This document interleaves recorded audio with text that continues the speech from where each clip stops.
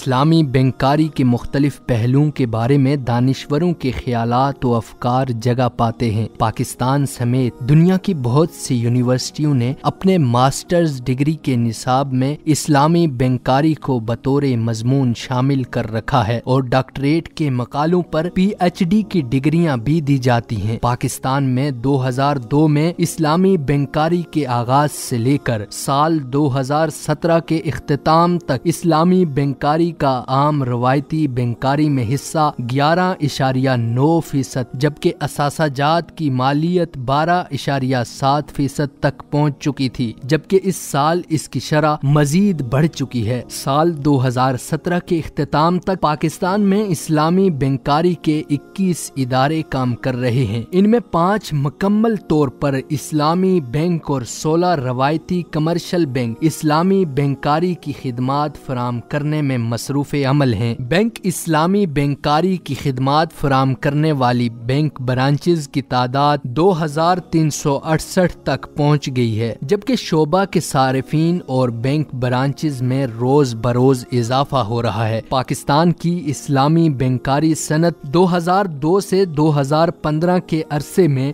50% CGAR کے تناسب سے وسعت پذیر ہوئی ہے۔ مئی 2018 تک پاکستان کے مجموعی بینکاری نظام میں اسلامی بینکوں کے اثاثہ جات بڑھ کر 11.9% ہو چکے ہیں۔ مالیت کے حساب سے یہ 2083 ارب روپے کی صنعت بن چکی ہے۔ مجموعی ڈپازٹس میں اسلامی بینکوں کا حصہ 13.7% ہے، جبکہ ان ڈپازٹ کی مالیت 1729 ارب روپے ہو چکی ہے۔ پاکستان کے مرکزی بینک کے منصوبے کے تحت 2018 کے اختتام تک اسلامی بینکوں کے پاس بینکنگ سیکٹر کے 15% اثاثے ہو چکے ہیں۔ پاکستان میں اسلامی اور روایتی بینکوں کے نظام کو بینکنگ کمپنیز آرڈیننس BCO 1962 کے تحت چلایا جاتا ہے۔ 2002 میں BCO میں ترمیم کی گئی تھی تاکہ بینکاری کاروبار کو شریعت کے مطابق ڈالا جا سکے۔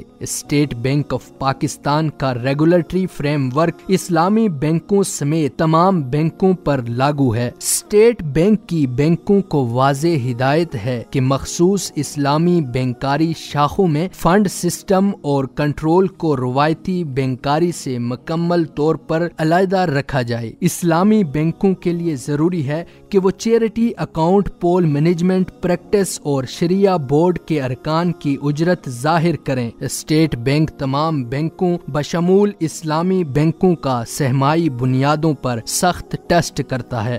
بینکوں کے مسائل حل کرنے کے لیے ادارہ جاتی فریم ورک پر غور ہو رہا ہے۔ 1962 کا بینکنگ آرڈیننس اس کے لیے عمومی اور قانونی فریم ورک فراہم کرتا ہے جو روایتی اور اسلامی بینکوں پر ایک ساتھ لاگو ہیں۔ دنیا کے 44 ملکوں میں اسلامک فائنانس کے قواعد و ضوابط موجود ہیں، جبکہ 12 ملکوں میں باقاعدہ مرکزی شریعہ بورڈ بھی قائم ہیں، جہاں 1075 اسلامی اسکالرز اس صنعت کی سرپرستی اور مانیٹرنگ کر رہے ہیں۔ ملیشیا، بحرین اور متحدہ عرب امارات اسلامی مالیاتی نظام کے حوالے سے بلا ترتیب دنیا کے 3 بڑے ممالک ہیں، جس میں سے پاکستان کا 5واں نمبر ہے۔